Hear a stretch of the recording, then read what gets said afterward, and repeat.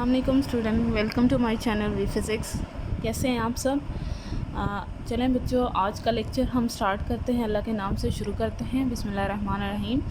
आज जो हमारा टॉपिक है न्यूक्लियर फ़िज़िक्स चैप्टर नंबर 21 का गीगर मिलर काउंटर। कल की वीडियो में हम लोगों ने किया था रेडिएशन डिटेक्टर्स के बारे में डिस्कस किया था। सबसे पहला जो डिटेक्टर था विल्सन क्लाउड चैम्बर, उसके बारे में हमने पढ़ा। नेक्स्ट जो हमारा डिटेक्टर है वो है Geiger molar counter. Geiger molar counter क्या है, इसकी हिस्ट्री क्या है, हिस्ट्री बैकग्राउंड क्या था और ये किस लिए यूज़ किया जाता है, पहले हम इसकी यूजेस देखते हैं। गीगर मोलर काउंटर की यूज़ क्या थी बेसिक, वो हमारे पास ये थी कि इसका जो ऑब्जेक्टिव था वो क्या है। जाहिर सी बात है, डिटेक्टर है, किस चीज़ को डिटेक्ट कर रहा है हमने वो भी देखा कि हम डिटेक्ट कर रहे हैं रेडिएशन। ऑब्जेक्टिव क्या है? टू डिटेक्ट रेडिएशंस, ठीक है। और ये जो गीगर मोलर काउंटर है इसको बनाया गया बच्चों 1908 में, ठीक है। बनाया किसने? जाहिर सी बात है, नाम से पता चल रहा है। गीगर प्लस रदरफोर्ड ने स्टार्ट में एक ट्यूब ऐसी बनाई जो इन रेडिएशंस को डिटेक्ट कर सकती थी। अच्छा बच्चों, ये जब बनाई गई पहले जो ट्यूब थी ये सिर्फ क्या करती थी, जो गीगर प्लस रदरफोर्ड ने मिलके बनाई थी वो सिर्फ अल्फ़ा रेडिएशन को डिटेक्ट कर सकती थी। हमने पीछे देखा था बच्चों, जो हमने विल्सन क्लाउड चैम्बर पढ़ा, उसको जब बनाया गया था फर्स्ट टाइम, उसके बाद उसमें रेवोल्यूशन लाते गए, उसको और बेहतर बनाते गए, तो हमने देखा था कि कितने साल लगे कि उसमें रेवोल्यूशन ला के उसको एक एग्जैक्ट अच्छी तरह से प्रेजेंट करना उस ट्यूब को। इसी तरह यहाँ पे भी यही था कि 1908 में इन दोनों ने ये ट्यूब बना तो दी, अल्फ़ा जो रेडिएशन को डिटेक्ट कर रही थी। इन्होंने फिर रिकंस्ट्रक्ट करने की कोशिश की, इसी ट्यूब को और बेहतर बनाने की कोशिश की। जब इन्होंने रिकंस्ट्रक्ट किया तो जो ट्यूब ऊपर उन्होंने बनाई थी वो दोबारा से उनसे बन ही नहीं पा रही थी। उसमें उनको बहुत ज़्यादा टाइम लग गया, लेकिन फिर भी वो इसको रिकंस्ट्रक्ट नहीं कर सके। फिर नेक्स्ट जो है जो गीगर था, इसी का पीएचडी स्टूडेंट था, पीएचडी स्टूडेंट जिसका नाम था मुलर, ठीक है। ये इसका स्टूडेंट था गीगर का ही मुलर। 1928 में मुलर और गीगर ने मिलकर, मुलर ने हेल्प ली गीगर से और इन्होंने फाइनली गीगर मुलर काउंटर को बना दिया। अब इस टाइम जो ये ट्यूब बनी गीगर मुलर, उस ट्यूब से अल्फ़ा रेडिएशन भी डिटेक्ट हो सकती थी, बीटा भी, और उसके बाद एक्सरेज भी ये भी हो सकती थी, और न्यूट्रॉन्स को भी, इनको भी डिटेक्ट किया जा सकता था, ठीक है। तो अब आप अगर टाइम देखें, वो वक्त देखें, 1908 में इन्होंने इसको फर्स्ट टाइम बनाया, उसके बाद दोबारा इतने साल लग गए इनको रिकंस्ट्रक्ट करने के लिए इस ट्यूब को। लेकिन अब जो ट्यूब बनी वो ज़्यादा बेहतर बनी क्योंकि बहुत सारी चीज़ों को डिटेक्ट कर पा रही थी, ठीक है। तो इसी वजह से इस ट्यूब का नाम गीगर मुलर काउंटर बना, क्योंकि गीगर और मुलर ने मिलके इस ट्यूब को बनाया था, ठीक है। तो ये था इसका हिस्ट्री बैकग्राउंड। अब आते हैं कंस्ट्रक्शन की तरफ कि ये ट्यूब किस तरह कंस्ट्रक्ट की गई है, क्या क्या चीज़ें इसके में मौजूद हैं। अच्छा बच्चों, ये रही हमारे पास ट्यूब।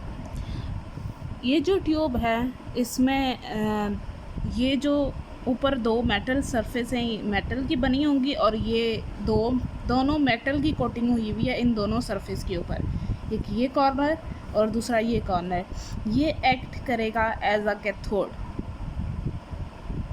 कैथोड की तरह एक्ट करेगा। तो मतलब इसके ऊपर कौन सा चार्ज होगा? नेगेटिव, ठीक है। तो इसी तरह ये भी एक्ट करेगा एज अ कैथोड। इसके ऊपर भी नेगेटिव चार्ज। ये जो ट्यूब है इसको एटलीस्ट 20 सेंटीमीटर इसकी हाइट रखी जाती है और इसकी विड्थ 2 सेंटीमीटर तक रखी जाती है फॉर नॉर्मल प्रोसेस। उसकी वजह क्या है आगे हम करेंगे तो आपको वहाँ पे समझ आ जाएगा कि हमने इसकी विड्थ इतनी क्यों रखी, इसकी हाइट इतनी क्यों रखी। उसके बाद बच्चों जो ये मिडल में एक ये रॉड प्लेस किया गया है, ये रॉड एक्ट करेगा एज अ, ये कैथोड हो गया और ये एज अ एनोड। तो ये है हमारे पास एनोड। एनोड है तो मतलब इसके ऊपर कौन सा चार्ज होगा, पॉजिटिव चार्ज। ठीक हो गया। उसके बाद इसके अंदर गैस यूज़ की जाती हैं, दो गैसेस यूज़ की जाती हैं, एक नियॉन भी यूज़ कर सकते हैं और एक इसके बाद इन्होंने आर्गॉन भी स्लैश लिखा हुआ है, उसके बाद आर्गॉन। नियॉन और आर्गॉन में से कोई भी एक गैस इसमें यूज़ हो सकती है, प्लस इसके साथ ब्रोमीन गैस भी यूज़ की जाती है। ठीक है, तो ये जो डॉटेड लाइन जो मैंने शो की हैं वो इसको शो कर रही हैं कि हम इसके अंदर दो गैसेस फिल करेंगे, एक नियॉन गैस और दूसरी ब्रोमीन। ठीक है, तो इसका क्या मकसद है वो भी मैं भी आपको बताती हूँ। और इसके बाद ये दो पोटेंशियल ऐड किए गए हैं जिसको हम कनेक्ट करते हैं बैटरी के साथ। ठीक है, फ़िलहाल ये आपका यहाँ तक ये जस्ट आपको पता होना चाहिए, दो टर्मिनल है जिसको हम बैटरी से कनेक्ट करेंगे। जो एटलीस्ट इनका पोटेंशियल है इन दोनों बैटरीज़ का जिनको हम कनेक्ट करेंगे वो एटलीस्ट है 400 वाट तक पोटेंशियल डिफरेंस, जो बेसिकली शो करेगा।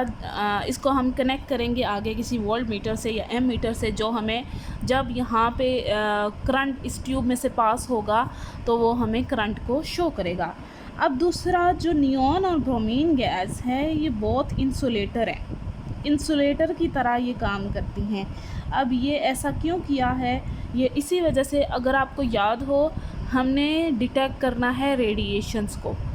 ठीक है, अब ऑलरेडी अगर ये देखें पोटेंशियल यहाँ पे बिल्ड है, कैथोड और एनोड यहाँ पे ऑलरेडी हैं। अगर इन्हीं की वजह से जो मोशन है इलेक्ट्रॉन की वो एक पोटेंशियल क्रिएट कर रहे होंगे। ठीक है, अगर इसके अंदर इन गैसेस, ये जो गैस अगर हम यूज़ करें अगर वो कंडक्टिंग हो, ठीक है, तो विदाउट अल्फ़ा या बीटा जो भी रेडिएशन है उनके अंदर डालने से पहले ही यहाँ से करंट पास होना हो शुरू हो पड़े, अगर हमने ये गैसेस इंसुलेटर की जगह कंडक्टिंग लें। ठीक है, तो इसी वजह से हम इंसुलेटर लेते हैं कि फ़िलहाल जब तक हम रेडिएशन ना दें यहाँ से कोई करंट पास ना हो। ठीक है, तो इंसुलेटर लेते हैं, जब तक हम रेडिएशन नहीं देंगे, आयनाइजेशन नहीं होगी इन ब्रोमीन नियॉन गैस की, तब तक यहाँ से करंट पास नहीं होगा, वो एज आ इंसुलेटर ही काम करेंगे। ठीक है, अच्छा, इसके बाद जो हमारी नियॉन गैस है, नियॉन गैस हमारी हाईली आयनाइजिंग है, मतलब कि वो फट से आयंस प्रोड्यूस कर देती है। हाईली आयनाइजिंग गैस है। अब आपको याद हो जब हम एक रेडियो एक्टिव एलिमेंट भेजेंगे इस ट्यूब के अंदर, वो इस ट्यूब में जो मौजूद गैस है उसको आयनाइज करेगी। अगर वो लेस आयनाइजिंग है तो हम कैसे डिटेक्ट करेंगे कि ये कौन सी रेडिएशन है। इसी वजह से हमने एक गैस ली जो हाईली आयनाइजिंग होगी। ठीक है, और जो ब्रोमीन है, ये ब्रोमीन गैस जो होगी हम उसको एज अ क्विंचिंग गैस ले रहे हैं। क्विंचिंग गैस क्यों ले रहे हैं, एंड पे मैं आपको इस बात की भी बताऊंगी, एक्सप्लेनेशन दूंगी जब हमारा ये प्रोसेस स्टार्ट होगा। ठीक है, तो आपने ये याद रखना है, ये as a quenching gas use होगी और ये हाईली आयनाइजिंग। हम देखेंगे कि ये हाईली आयनाइजिंग है और ये जाहिर सी बात है लेस आयनाइजिंग है। ये आयंस नहीं प्रोड्यूस करेगी, बल्कि ये अपने आप को इलेक्ट्रॉन लेके ख़ुद को स्टेबल कर देगी। अच्छा, वर्किंग की तरफ जाने से पहले एक बात और आपको बता दूं, जो एटमॉस्फेयर यूज़ किया जाता है, एटमॉस्फेरिक प्रेशर, वो एटलीस्ट 0.1 atm इस ट्यूब में किया जाता है यूज़, जो वेरी हाई प्रेशर है। तो इसका मतलब हम इस ट्यूब को वर्क करवा सकते हैं एट हाई प्रेशर। तो ये इसका बहुत बड़ा एडवांटेज भी था कि it works at high pressure also.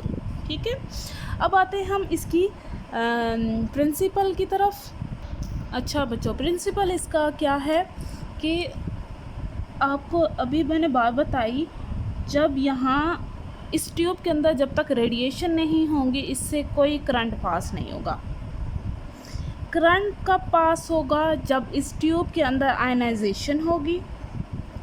Ionization होगी मतलब इलेक्ट्रॉन, ये रेडिएशन इस गैसेस के जो है जब रेडिएशन आएंगी तो रेडिएशन इन गैसेस के साथ टकराएंगी, तो क्या होगा कि वो आयनाइज़ कर देंगी इनको। आयनाइजेशन होगी तो मतलब एक इलेक्ट्रॉन रिमूव होगा और जो है आयंस प्रोड्यूस होंगे।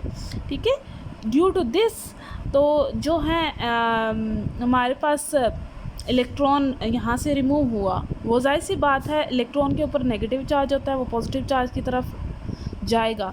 तो जो वो मूवमेंट होगी, उस मूवमेंट की वजह से यहाँ पे इस ट्यूब के अंदर करंट पास होना शुरू हो पड़ेगा।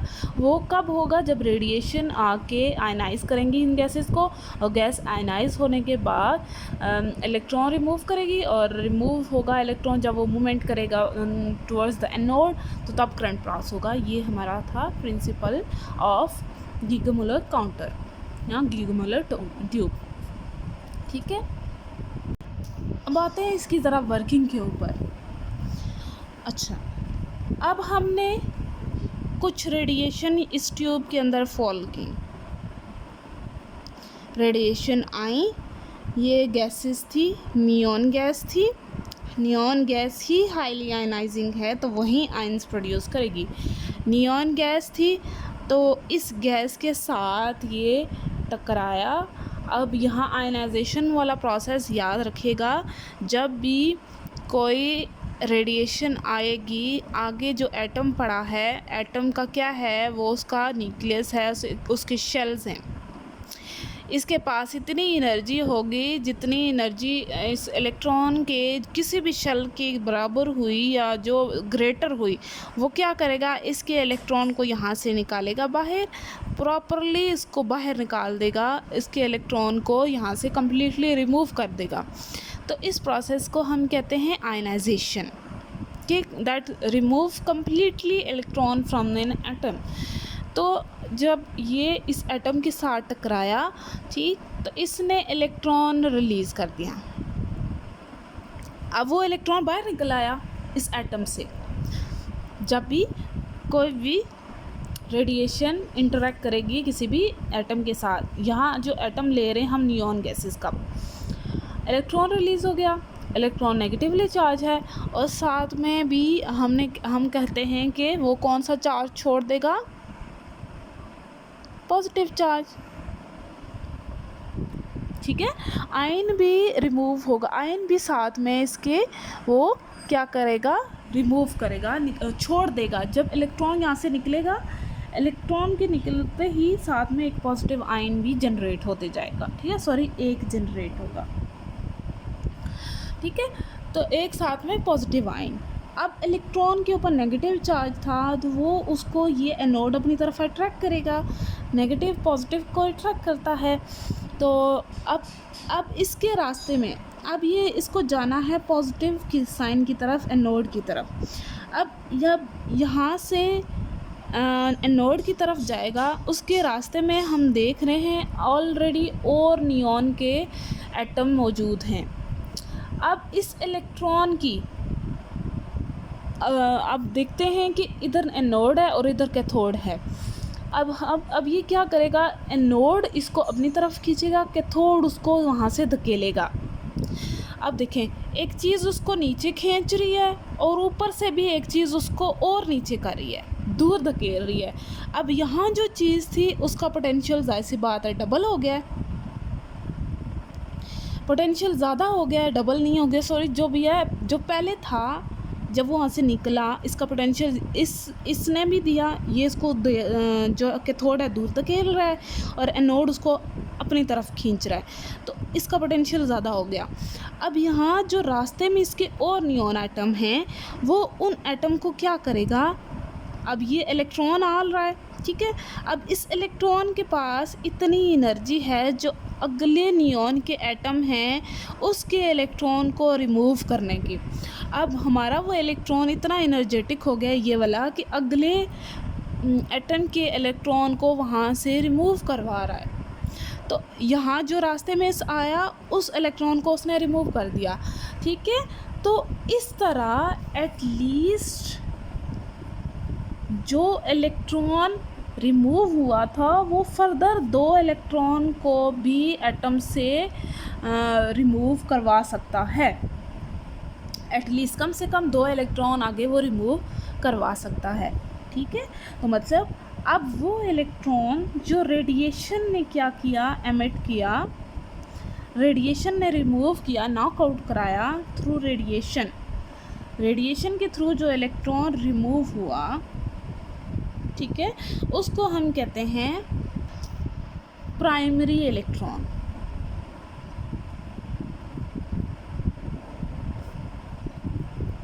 और वो रेडिएशन अल्फ़ा भी हो सकती हैं, बीटा भी हो सकती हैं, गैमा भी हो, इनकी वजह से जो इलेक्ट्रॉन रिमूव होगा वो प्राइमरी इलेक्ट्रॉन होगा। अब उसके बाद जो प्राइमरी इलेक्ट्रॉन रिमूव करेगा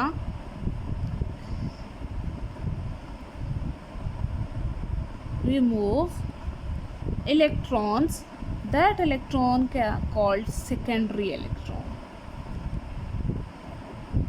ठीक है।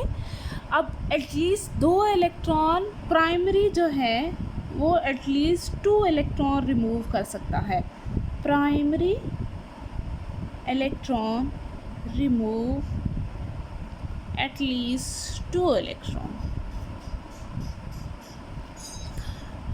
until it reach the anode, ठीक है। अच्छा बच्चों, अब पहली बात आती है, आगे दूर जाने से पहले एक और चीज़ आपको मैं बता दूं, जो हमारे पास फर्स्ट इलेक्ट्रॉन रिमूव होगा, ठीक है, फर्स्ट इलेक्ट्रॉन रिमूव होगा तो हमारी जो स्क्रीन है उसके ऊपर इस तरह की पीक नज़र आएगी, एक पल्स जनरेट होगी, इसको हम कहते होते हैं पल्स। पल्स का क्या मतलब होता है कि एक चीज़ जो बढ़ती है एक पॉइंट पे, उस बढ़ने के बाद वो इस स्टेज पे आ जाती है कि वो बिल्कुल ज़ीरो हो जाती है उस जगह पे, ठीक है। ये पॉइंट ऐसा है जहाँ से वो मैक्सिमम भी हुई, उसके बाद वो ज़ीरो भी हो गया, तो ये करंट की पल्स है। इसका मतलब एक पल्स जनरेट हुई, एक पल्स जनरेट हुई, इसका मतलब है बच्चों कि एक रेडिएशन डिटेक्ट हुई, 1 रेडिएशन डिटेक्ट, ठीक है। अब ये जो टाइम है, इस टाइम का मतलब इस वक्त कोई रेडिएशन डिटेक्ट नहीं हुई, और इस टाइम को हम कहते हैं डेथ टाइम, जब कोई रेडिएशन वहाँ से डिटेक्ट नहीं होगी। अब नेक्स्ट इलेक्ट्रॉन जब आएगा, नेक्स्ट रेडिएशन जब आएगी, वो नेक्स्ट इलेक्ट्रॉन को रिलीज़ करेगी, तो एक और हमारे पास पल्स जनरेट होगी, दो के ये फर्स्ट है, ये सेकंड है, जो शो करेगी कि दो रेडिएशंस यहाँ मौजूद हैं। अब ये हम नहीं डिटेक्ट कर सकते कि वो रेडिएशन अल्फ़ा है, बीटा है या गैमा है या जो भी है, ठीक है। तो हम सिर्फ इतना बता सकते हैं कि 2 रेडिएशन यहाँ मौजूद हैं, 3 रेडिएशन मौजूद हैं, 4 रेडिएशन मौजूद हैं पल्स के थ्रू, लेकिन हम ये नहीं बता सकेंगे कि अल्फ़ा है, बीटा है, गैमा है, जैसे हमने विल्सन क्लाउड चैम्बर में आइडेंटिफाई किया था थ्रू ट्रैक्स, ठीक है। लेकिन यहाँ ट्रैक्स नहीं बन रहे, यहाँ हम थ्रू करंट जो है इनको आइडेंटिफाई कर रहे हैं। ठीक, तो नेक्स्ट पीक आएगी तो नेक्स्ट पीक भी शो करेगी कि थर्ड रेडियो एक्टिव एलिमेंट है, सॉरी रेडिएशंस आ रही हैं, रेडिएशन को शो करेगा। तो that point is called death time, जब जो शो करेगा इस टाइम कोई रेडिएशन यहाँ पे नहीं मौजूद। अच्छा, जो मैंने आपको बताया कि एक प्राइमरी इलेक्ट्रॉन फर्दर 2 इलेक्ट्रॉन को रिमूव करवा सकता है। ठीक है, अब ये 2 प्राइमरी इलेक्ट्रॉन 2 आगे, फिर उसके सेकेंडरी इलेक्ट्रॉन ये बन गए। अब फिर क्या होगा, ये इलेक्ट्रॉन फर्दर 2 इलेक्ट्रॉन को रिलीज़ करवाएगा। अब ये 2 इलेक्ट्रॉन फर्दर इलेक्ट्रॉन को रिलीज़ करवाएगा। अब फिर ये नेक्स्ट 2 को रिलीज़ कराएगा, ये नेक्स्ट 2 को, ये नेक्स्ट 2 को और ये नेक्स्ट 2 को। अब ये देख रहे हैं कि एक चेन सी बन रही है, इस तरह की चेन जनरेट हो जाती है उस ट्यूब के अंदर। अच्छा, उसके साथ ही मैंने आपको बताया था कि आयन भी जनरेट हो रहे हैं। ठीक है, पॉजिटिव आयन भी जनरेट हो रहे हैं। हम जानते हैं कि जो इलेक्ट्रॉन है उसका मैस लेस होता है as compare to proton. Positive charge इसका मैस जो है लार्ज होता है। तो इलेक्ट्रॉन जो है वो बहुत कम टाइम लेता है और यहाँ से ट्रैवल होके एनोड की तरफ चला जाता है। लेकिन जो ये पॉजिटिव चार्ज है, ये ज़ाहिर सी बात है बहुत टाइम लेगा। ये अब जब वो कैथोड की तरफ जाएगा, क्योंकि ये पॉजिटिव चार्ज है, वो जब कैथोड की तरफ जाएगा वो इतना टाइम ले रहा होगा कि इसके बाद एक और रेडिएशन जो है आ जाएगी। अब ये कंज्यूम कर रहा है वो टाइम, इसके बाद फिर वही प्रोसेस रिपीट होगा, इलेक्ट्रॉन यहाँ से रिलीज़ होगा, उसके बाद वही चीज़ें दोबारा रिपीट होंगी और ये प्रोसेस चलता रहेगा। अब मैंने आपको एक बात बताई थी कि ये ब्रोमीन है। ब्रोमीन, अच्छा ब्रोमीन से पहले मैं आपको ये बता दूं, अब ये देखें हमने इसका डिस्टेंस 2 सेंटीमीटर रखा, क्यों था कि ये जो स्पेस है एनोड और कैथोड के दरमियान कम हो, ताकि इलेक्ट्रॉन को ज़्यादा दूर ना जाना पड़े और इजीली वो अप्रोच कर पाए और हमें रिज़ल्ट मिले। इस वजह से हम ये चीज़ें इनकी लेंथ और हाइट को इसके मुताबिक रखते हैं। अब हमने 2 गैसेस यूज़ की थी, एक नियॉन गैस का तो हमें काम पता लग गया। अब बात आती है ब्रोमीन की। ब्रोमीन हम क्यों यूज़ कर रहे हैं बच्चों? ब्रोमीन जो है वो हम इस तरह रिप्रेजेंट करते हैं। ब्रोमीन क्या करेगी बच्चों? अब हम देख रहे हैं कि यहाँ और इतना ज़्यादा इलेक्ट्रॉन जो हैं बन रहे हैं। अब वो इलेक्ट्रॉन जो एक्स्ट्रा हैं, हम जो चाह रहे हैं उन इलेक्ट्रॉन को, ज़ाहिर सी बात है जितने ज़्यादा इलेक्ट्रॉन होंगे ये ट्यूब के फटने का अंदेशा है, क्योंकि पता है करंट उससे ज़्यादा प्रोड्यूस होगा। ज़ाहिर सी बात है जितने ज़्यादा इलेक्ट्रॉन फ्रीली मूव करेंगे उतना ज़्यादा करंट रिलीज़ होगा, जो है आएगा। तो उसकी वजह से ये ट्यूब जो है उसके फटने का डर है। तो उसकी वजह से ब्रोमीन गैस यूज़ की। ब्रोमीन क्या करेगी, इन एक्स्ट्रा इलेक्ट्रॉन को जो है क्या करेगी, लेगी, लेने के बाद ख़ुद को स्टेबल कर देगी। तो ये Br2 बनाती जाएगी और स्टेबल होती जाएगी। तो एक्स्ट्रा इलेक्ट्रॉन को जो चीज़ गैस जो है कंबाइन करके ख़ुद को स्टेबल करती जाएगी, उसकी इसी वजह से हमने इसको नाम दिया हुआ है। वो क्वेंचिंग गैस के तौर पर काम करेगी यहाँ पे और इस ट्यूब को स्टेबल करके रखेगी और इसको फटने से बचाएगी। तो बेसिकली ये मॉलिक्यूल्स बनते जाएंगे और Br2 बनते जाएगा और फिर जो एक्स्ट्रा इलेक्ट्रॉन हैं यहाँ से हम लोग इस ब्रोमीन गैस के ज़रिए उसको एब्जॉर्ब करवाते जाएंगे। अच्छा बच्चों, आगे इसकी कुछ यूजेस हैं जो हमारी बुक में लिखी हुई हैं। वो ये कि जो गीगामोल काउंटर है उसको फास्ट काउंटिंग के लिए नहीं यूज़ किया जा सकता। उसका रीज़न क्या है कि जो इसका डेथ टाइम होता है वो मिली सेकेंड से ज़्यादा होता है, जो कि काउंटिंग रेट को लिमिट करता है फ्यू हंड्रेड काउंट पर सेकेंड। ठीक है। तो ये जो हमने एक ये बनाया था इस तरह का जो हमारे पास आता है, पल्स आ रही होती हैं, ये जो टाइम है वो टाइम आपका 10 सेकंड तक, मिली सेकंड तक रहता है। ठीक है। तो इसकी वजह से ये फास्ट काउंट नहीं कर सकते हम लोग, जो रेडिएशंस हैं ये फास्ट काउंटिंग के लिए सूटेबल नहीं है, यूजेस नहीं कह सकते, ये डिसएडवांटेजेस में आ जाता है। इसके पीछे हमने इसका डिसएडवांटेज पढ़ा था, तो सब इसका भी डिसएडवांटेज ये है कि फास्ट काउंटिंग नहीं कर सकता गीगा मुller काउंटर।